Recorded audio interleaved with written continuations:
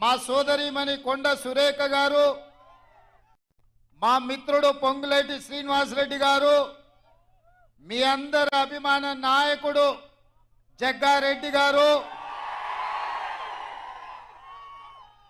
మా మిత్రుడు నాకు అత్యంత సన్నిహితుడు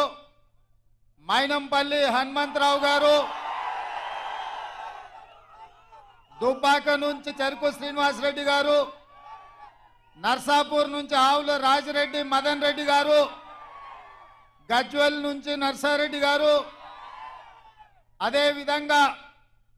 ఈరోజు అదేవిధంగా పటాన్ చెరువు నుంచి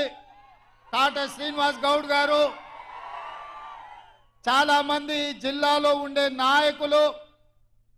రాష్ట్ర స్థాయి నాయకులు, జిల్లా పార్టీ నాయకులు, మండల పార్టీ నాయకులు,